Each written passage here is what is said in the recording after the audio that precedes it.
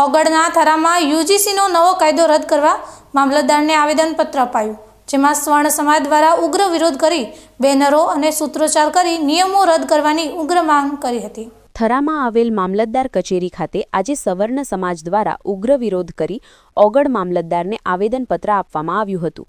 જેમાં દેશમાં સરકાર દ્વારા યુજીસીના કાયદાના નિયમો સામે સવર્ણ સમાજ લાલધૂમ થઈ મામલતદાર ભાવેશભાઈ દેસાઈને આવેદનપત્ર આપી રજૂઆત કરતા જણાવ્યું હતું। યુજીસીનો આ કાયદો, જેમાં કોલેજ કે યુનિવર્સિટીમાં અભ્યાસ કરતા અન્ય સમાજના હિતોને ધ્યાનમાં રાખવામાં આવ્યા છે અને સવર્ણ સમાજના વિદ્યાર્થીઓના અધિકાર અને જે બંધારણીય રક્ષણ સામે જોખમ ઊભું થાય તેમ છે અને સામાન્ય વર્ગના બંધારણીય સમાનતાના મૂળ સિદ્ધાંતોને નુકસાન કરે છે, એટલે આ નિયમો સુધારો કરી અથવા તેને રદ કરવામાં આવે તેવી માંગ કરી હતી અને ઉચ્ચ શિક્ષણ સંસ્થાઓમાં સમાનતાના પ્રચાર માટે જાહેર કરાયેલા નિયમોનો અમે વિરોધ કરીએ છીએ અને શિક્ષણમાં અસમાનતા અને ભેદભાવ થાય તેવું જોવા મળી રહ્યું છે। પરિણામે સામાન્ય વર્ગના લોકોને આ કાયદા અને એમાં રહેલ નિયમોને કારણે ભારોભાર નુકસાન ભોગવવાનો વારો આવે તેમ છે અને સરકારના વિવિધતામાં એકતાના આપણા રાષ્ટ્રીય સૂત્ર સામે પ્રશ્નાર્થ ઊભો થઈ શકે છે। સત્વરે આ કાયદો રદ કરવામાં આવે તેવી સવર્ણ સમાજની માંગ બુલંદ બની છે।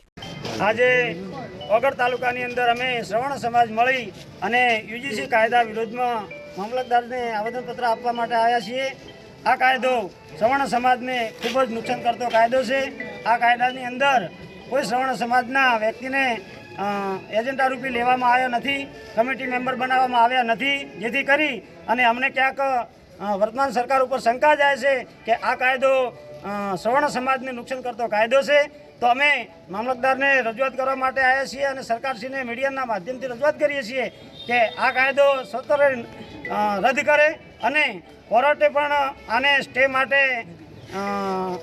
નોટિફિકેશન આપી દીધું છે અને સ્ટે આપી દીધો છે, પણ હજી સુધી સરકારનું જજમેન્ટ બાકી છે। 19 તારીખે સરકાર આ કાયદાને નાબૂદ કરી અને એમનો જવાબો રજૂ કરે એવી અમે સવર્ણ સમાજ, હુની સમાજ, બ્રાહ્મણ સમાજ, દરબાર સમાજ, દરેક સમાજો અમે જે સવર્ણમાં આવીએ છીએ તે અમે એક માગણી કરીએ છીએ અને જો આ માગણી અમારી સ્વીકારવામાં નહીં આવે, આ કાયદો નાબૂદ કરવામાં નહીં આવે તો આવનારા સમયની અંદર અમે ગાંધી ચિંતા માર્ગે આંદોલન કરીશું અને સરકારને જવાબ આપીશું।